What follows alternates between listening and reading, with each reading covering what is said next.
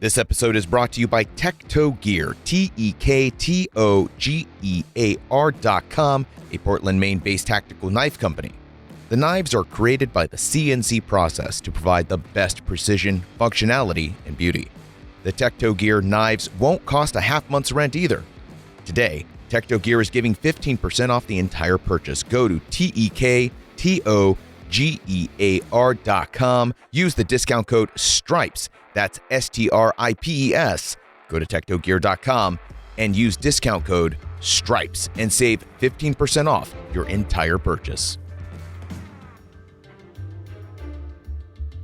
And welcome to another Fast Take. I'm Rod Rodriguez. I've got Jack Murphy here. Jack, last week we were talking about the suicide of Michael Froede. Give us a quick, round a 30-second brief on what that episode was about. Just bring some folks up to speed. Yeah, sure. So Michael Froede was a sergeant first class in a unit called ComTech, which is part of Army Intelligence Command. He was, I said in the article, he's a secret soldier in a sense. He's part of this Army intelligence community where soldiers have their names and identities protected, where they're deployed on clandestine, low visibility missions worldwide. And he was one of those guys who was a part of one of these units out there in the Washington, D.C. area. And Michael was also suffering from, I believe, undiagnosed PTSD, as well as traumatic brain injury. He was having paranoia, hallucinations. These symptoms got progressively worse as time went on, up until he really had a mental breakdown, a mental crisis. And he ended up throwing himself off a parking garage and committing suicide. And that's what this article is about and what the podcast is about.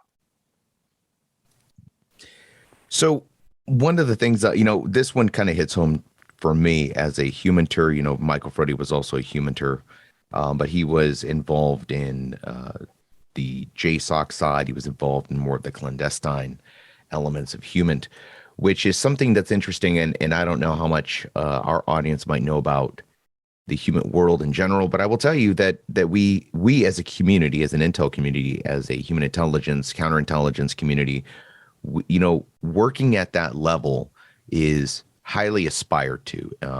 Not everybody makes it.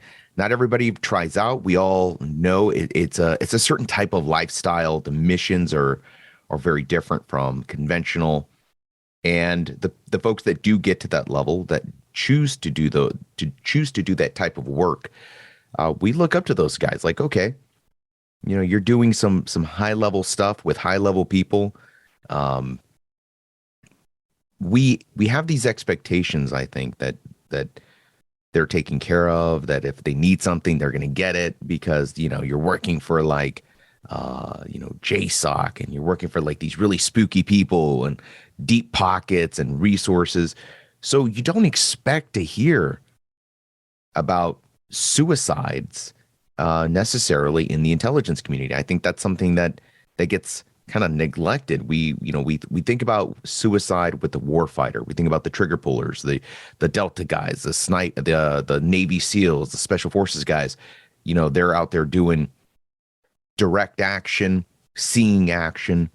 We forget that there are support elements like human, like counterintelligence, and these men and women are exposed to different levels of trauma, and they don't necessarily have the same, I would say, stress inoculation that some of our direct action guys have. And I think it's also an issue of and I think that the combat guys, that the warfighter can also relate to that, is, you don't necessarily want to talk about your mental health issues because they might take you off the team. They might take you off Right. of, they might take you off from doing your job.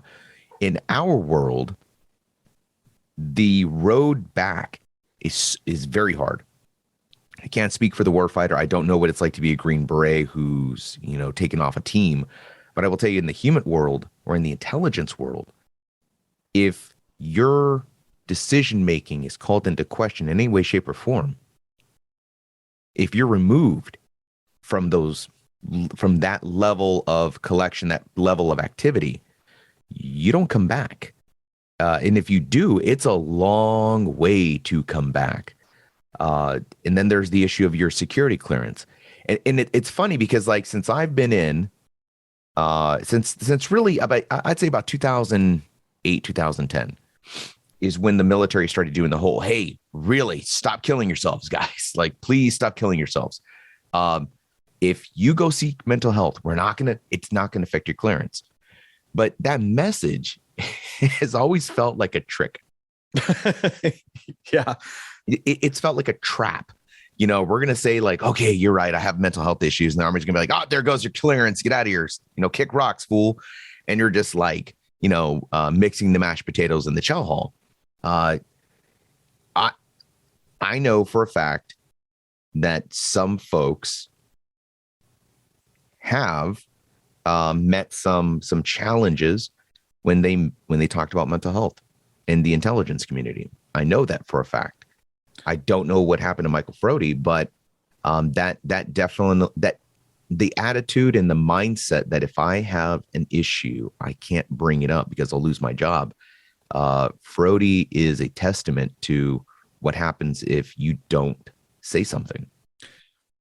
Yeah, I think, it's, as you know, Rod, I mean, it's a very secretive world that's difficult to penetrate in. There's this sort of archipelago of different clandestine units around the national capital region, as it's often called. Units and personnel that do different things for different agencies in different parts of the world. And we, as the public, know very little about it. And I think you and I, Rod, have both met people over the years who have worked in that world and are constantly stressed out. Since the war on terror kicked off, these guys that we frequently call enablers, people who do various forms of intelligence collection, whether it's by technical means or gathering human intelligence from sources, those people have become in more and more demand. That the sort of capture, kill, surgical raids that special operations does has this huge intelligence infrastructure supporting it.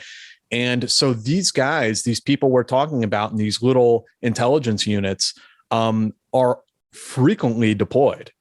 And one of the big things that has come out during my conversations with people in Army intelligence, as well as the Central Intelligence Agency, is there's this very stark difference between those two organizations.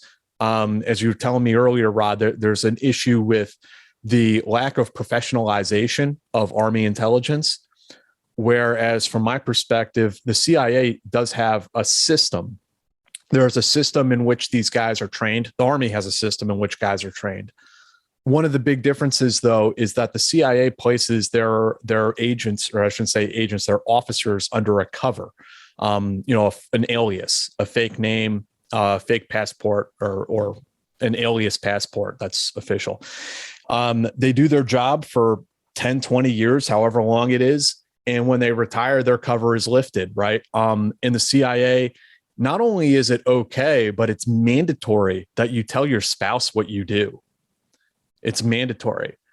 One of the problems that I've seen with Army intelligence and people who work in these units like Frody works in is you have to maintain your cover story, even to your own wife. You're not allowed to have that pressure release valve. Of course, the spouses come to realize that their husband is in some kind of spooky unit in Washington, D.C., but they can't come home and even just tell the bare bones of, hey, this is what happened on deployment, right? The way, operators do this. Yeah, technically it's like TSSCI information where what they did on deployment, but come home and over a case of beer discuss with their wife, the gist of what they experienced. They should, they should have that kind of pressure release valve. But the way the Army handles it, their approach is instead of having a formalized system of declassification and lifting covers and things like this, they have this mentality of just don't talk about it. Just shut your mouth. There's something to be said for maintaining secrecy and maintaining your unit's professionalism.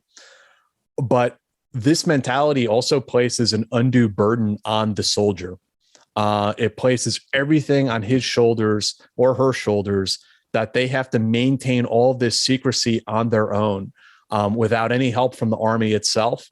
That they are not allowed to tell their wife what they do, that they can't, even when they retire, that they can't tell their kids, like, hey, daddy was a spy. This is kind of what I did, that they're just supposed to maintain absolute silence and just keep everything inside and hold everything inside themselves. And then, are we surprised that there's a reluctance to go and talk to a psychologist, to a mental health clinic, to wherever, whatever the case may be? So I think these dynamics really affected Michael Froede. He was scared to death of losing his security clearance. His hallucinations got worse and worse to the point where, it was impossible to get him help. But anyway, that's my 2 cents. Ideal for fishing, especially if one needs to quickly cut a line, the Romeo folding knife comes with a light carbon fiber handle with an amazing grip and a D2 steel blade. Fair warning, the blade is extremely sharp and cuts through the toughest materials. What makes it simple is the flipper tab. The knife pops open for quick use all in one single motion. Go to tektogear.com today. Tekto Gear is giving 15% off the entire purchase. Use discount code STRIPES. That's STRIPES. Go to tektogear.com and use discount code STRIPES and save 15% off your entire purchase. There has to be a discussion about balance. In the conventional military intelligence world, we have SCIFs just like everywhere else. That's a secret compartmentalized information facility where you go do all your secret squirrel briefings and all that good stuff. But there is, they punch the message into your face that if you have any level of classified intelligence running around in your brain, that doesn't come out of your mouth unless you're in a SCIF. Under any freaking circumstances, it doesn't come out your mouth. Okay. It's really hard to hit a pressure valve to release that anywhere because it's in your brain. I'm not in a SCIF. I'm not in a SCIF. I can't talk about it. I will get in trouble. I will lose my clearance. I will compromise mission. Okay. I've had guys tell me that even in the SCIF, they're holding back from each other because they've been read on to different compartmentalized programs. That's so even then, true. Everyone's kind of second guessing themselves and what's about to come out of their mouth. Exactly. And there are different programs. People are read on. So in case you're not familiar with this, Jack and I, for example, could be co-workers in a SCIF. Jack is working one region of the world. Let's say he's working the Middle East. I'm working Europe, right? Even though we have the same level of access, his programs in the Middle East are different from mine in Europe. So we literally can't talk about those things to each other, even though we both have the same type of security clearance. This is where I'll bring it operationally first, then I'll kind of bring it back down to the mental health side. But operationally, this has been an issue where the left hand doesn't know what the right hand is doing at times because of that level of compartmentalization. And then it's not until a disaster occurs that everyone's looking at each other going, oh, I didn't know you were doing that. Well, it gets even weirder too for people who don't know. So there's a such thing as unacknowledged special access programs. And if you are, let's say I'm read on to one of these programs and my boss, Rod, is not read on to it. Maybe Rod gets a little whiff of something weird going on and he calls me into his office and says, hey there, Murph, tell me about what the hell is this thing? What's going on here? Because I'm read on to an unacknowledged program, I have to look Rod right in the eye and I can't say, I can't tell you about that or no comment. Even though he's my boss, I have to look him dead in the eye and lie to him and say, I don't know what you're talking about. I've never heard of any such program. That exists as well. So yeah, I think all of that, it creates a very interesting situation for people who work in that world.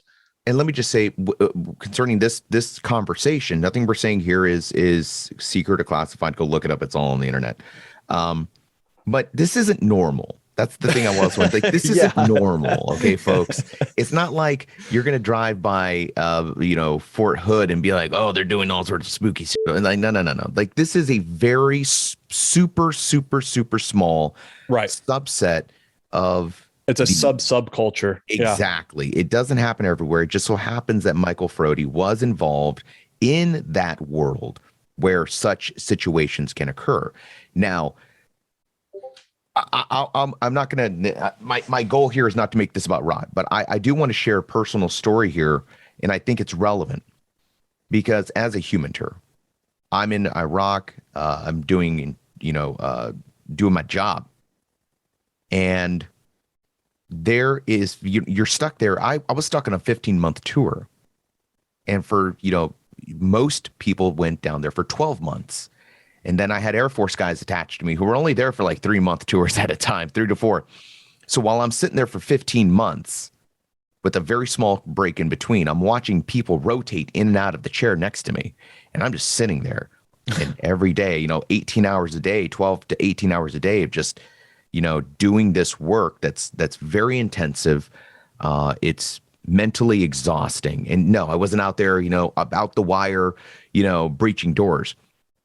But it is a very mentally draining experience where you're constantly reminded that your decisions could very well affect the warfighter outside.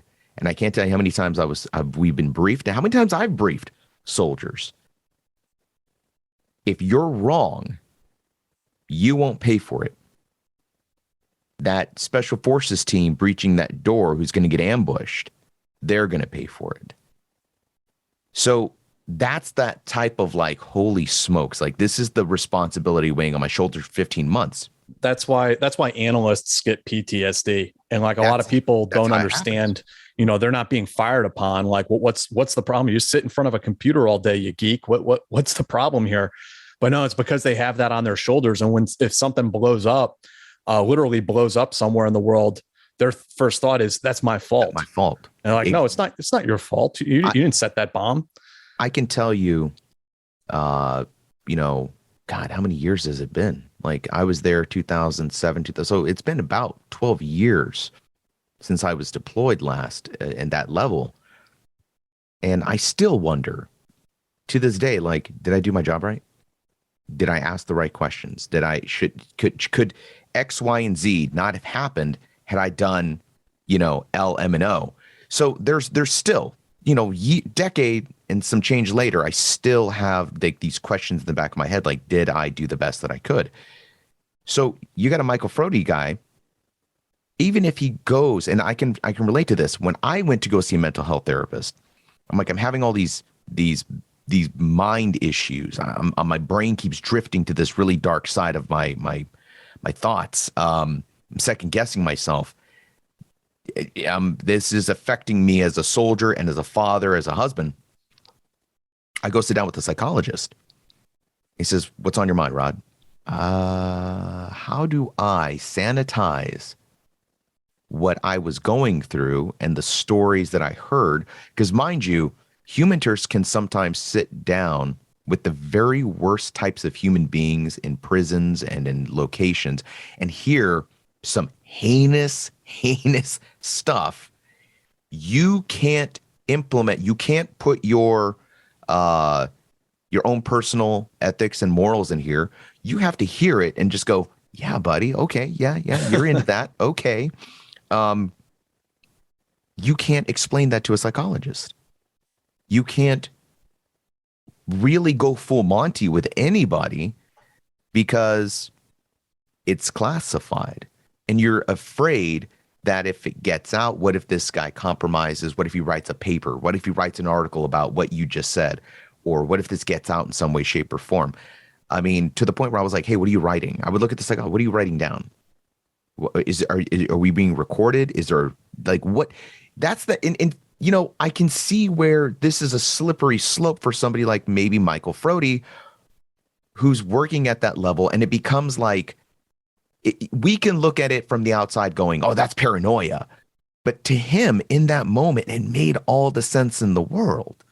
Well, it became paranoia with Frody to the point where he thought that the unit psychologists and even the operational psychologists, but also just the people at the health clinic were like CIA people who are interrogating him, trying to get secrets. That's where it becomes real paranoia. But the general dynamic that you're speaking of, that guys are afraid to go in and talk to the shrink because they are afraid to reveal classified information. I mean, yeah, for sure that happens. That's a very real fear, right? Whether and I'm just saying that's justified or not, right? Right. That's what I'm saying is that's the slippery slope I'm talking about. So it goes from being a normal concern, and if nobody's there to stop you from slipping down those thoughts, and add PTSD, add mental health, add issues. I mean, that compounds, and suddenly you go from, hey, what are you writing down, to I'm writing down every license plate in this little notebook because the CIA is following me. I mean, those were the challenges that I faced. Is, I don't feel comfortable talking to somebody about my experiences because of classification, all this other stuff. And I will say the final thing to that is the Frody story ends tragically. How old was he when he passed away, Jack? Do you remember? Oh, off the top of my head, I'm trying to remember. Let's see. He died in 2019. So he must have been like 36. He's the same age I am. I mean, he would be the same age I am if he were here today. So that's, we look at his JSOC career, and that's the last one he was in before he passed away. But Comtech is not a JSOC unit. It's an INSCOM unit. Yeah. Right. So he was, he's still an intelligence professional working at high levels, but till he passed away when he was 36. There are years of service there, and other things that he was exposed to. We normally look at the last thing that happened and assume that that's what tipped him over the edge, but so many things in between that we just don't know that he was exposed to, that occurred to him. I think I mean, the big thing that I would trace it back to is 2007 when he was deployed to Iraq, and his vehicle was hit with an IED, and he had physical and psychological fallout from that. And I've looked through his health records, and I even found a document where he reported in 2007 that he felt people were following him around the commissary, or that vehicles were following him around. He was already starting to have some paranoia at that time. And then he made other trips. He was deployed to Afghanistan. He supported actually the guys who died on the Extortion 17 crash. So like, he was working out in the gym with those SEALs every day. And then one morning they just weren't there anymore. He deployed to Chad with 3rd Special Forces Group, doing kind of like OPE, operational preparation of the environment kind of stuff. And then he deployed to Vietnam just before he died, ahead of President Trump's visit with the North Korean summit in Vietnam. So he was over there. And then when he came home from that was when he kind of really began that final descent downwards. I want to address an issue with the story that I wasn't sure about. And that was concerning the circumstances of his death. His mother, during your interviews, states a couple of times that, she's rather skeptical about the circumstances behind his death. She talked about overhearing people in the bathroom saying, well, problems kind of solve themselves. That kind of led her to believe that maybe there was something more involved here. The condition of Michael's body after he was taken to the hospital, after his jump from the garage, she stated his body didn't look like it had been exposed to high levels of trauma. She was, to me, I took it as she is not buying this story of Michael's death being a suicide. You don't necessarily talk about that in the story. You kind of we go from Michael's death, and then we talk with your other guest, the intelligence professional, to kind of shed some light on that intel world. Do you feel that there's any mysterious elements or any parts of Michael's death that aren't being necessarily talked about truthfully or being hidden, as it sounds like his mother was alluding to? Yeah. So there's a lot to unpack here. I would say, unfortunately, because Frody served in a secretive army unit, that there are aspects of his death that are not being talked about and that are being hidden. And I tried to have some candid conversations with INSCOM. I tried to interview their Surgeon General about the steps they're taking to improve mental health amongst the command. And they shut me down. They just do not want to talk about it. They cited that they had opened up a new investigation into Frody's death. I don't know if they opened that investigation simply to have an excuse not to talk to a journalist or for some other reason. I've been told that the investigation, the new investigation that they're currently looking into, is to ascertain two things. One of them is, was Michael Froede being blackmailed by the Russians? The second is, who were the people in the unit who talked to Jack Murphy, who talked to this journalist?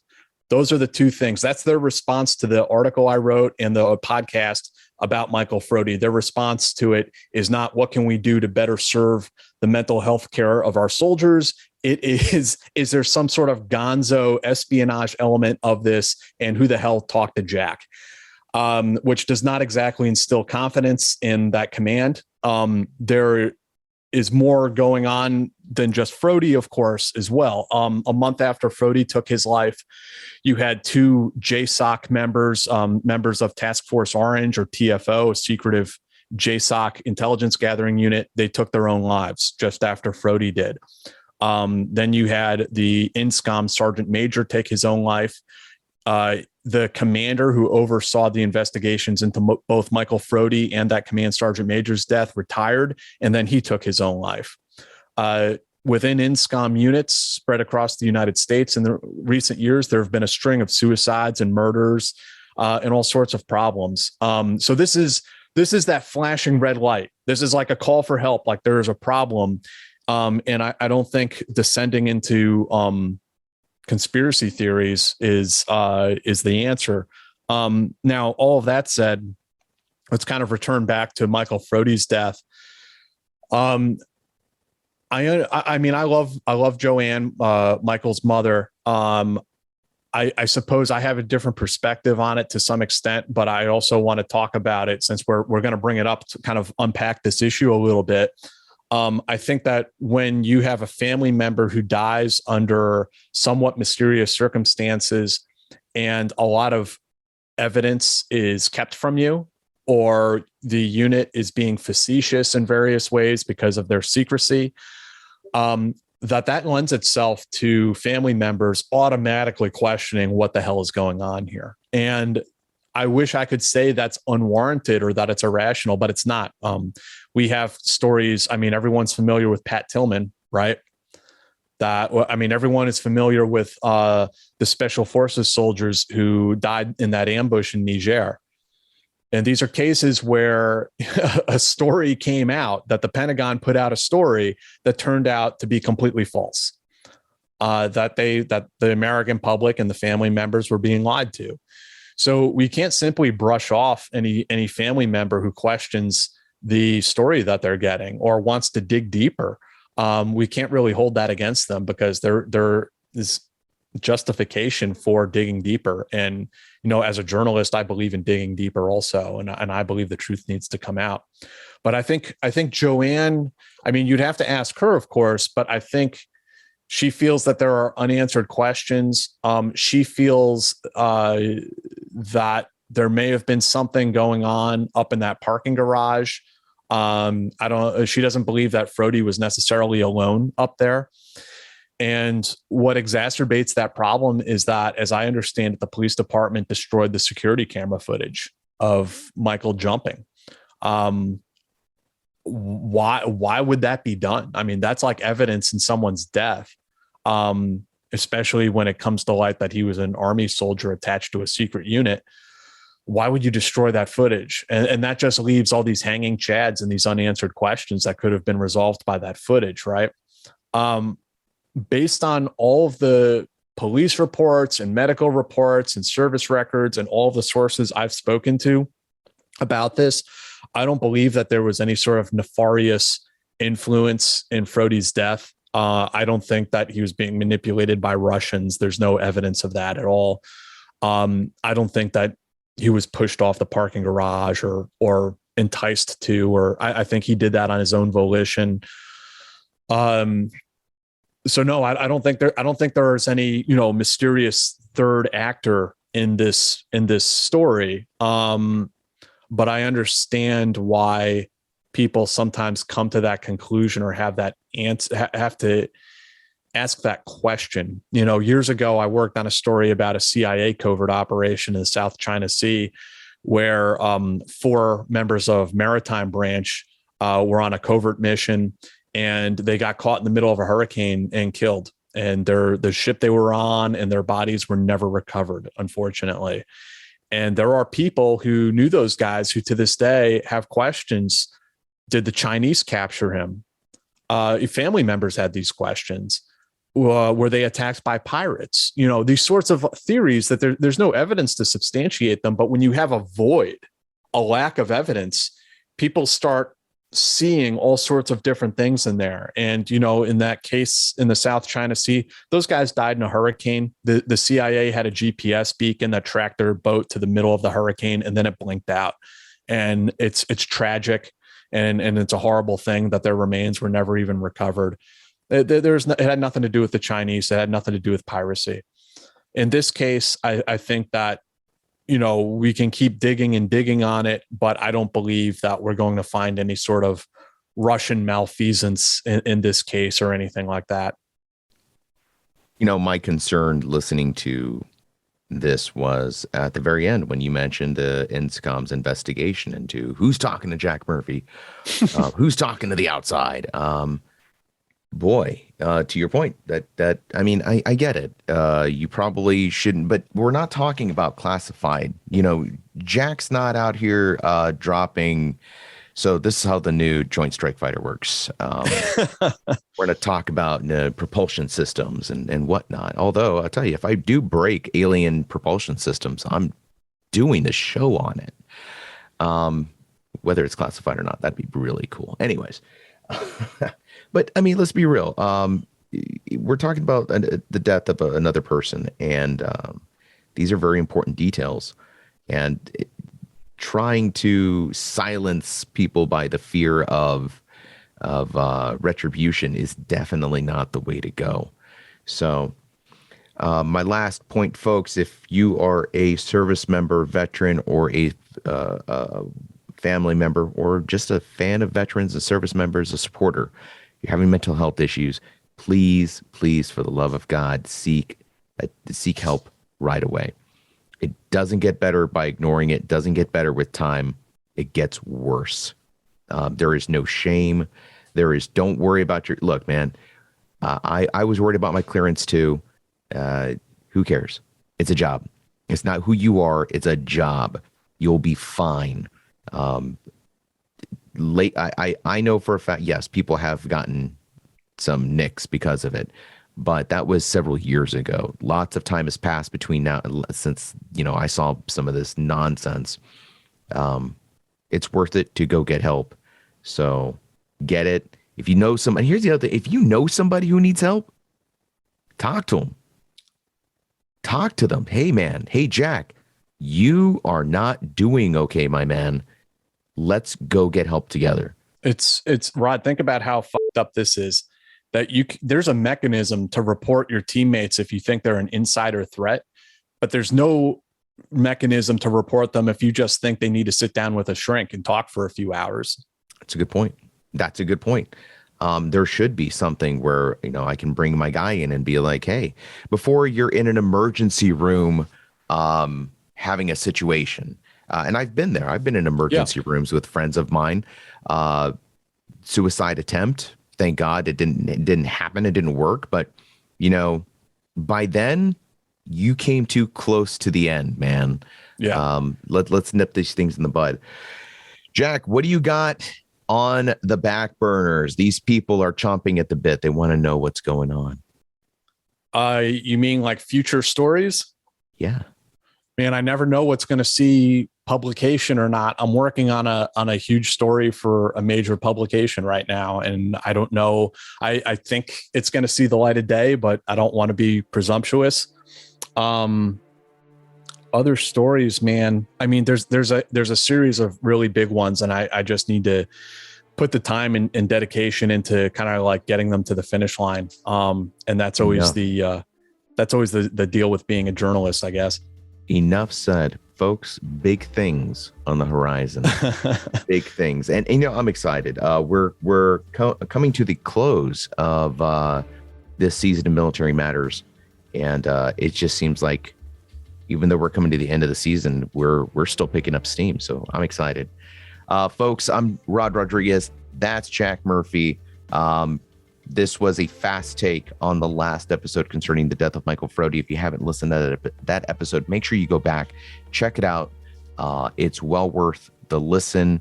And of course, you can go to stripes.com and check out all the other articles from Stars and Stripes, our past episodes. We're on season 4, 5 now. I can't remember, but we have a whole catalog of great episodes. Go check out those episodes as well. And if you use promo code podcast, you're going to get 50% off your digital subscription to Stars and Stripes online. Go to stripes.com. I think that does it for all my pluggable pluggables. And then there's going to be a really short ad after this for our sponsor. Make sure you go check them out as well. Other than that, that's it. That does it for us. We'll see you at the next episode. This episode is brought to you by Tektogear, TEKTOGEAR.com, a Portland, Maine-based tactical knife company. The knives are created by the CNC process to provide the best precision, functionality, and beauty. The Tektogear knives won't cost you half a month's rent either. Today, Tektogear is giving 15% off the entire purchase. Go to TEKTOGEAR.com. Use discount code STRIPES. That's STRIPES. Go to tektogear.com and use discount code STRIPES and save 15% off your entire purchase.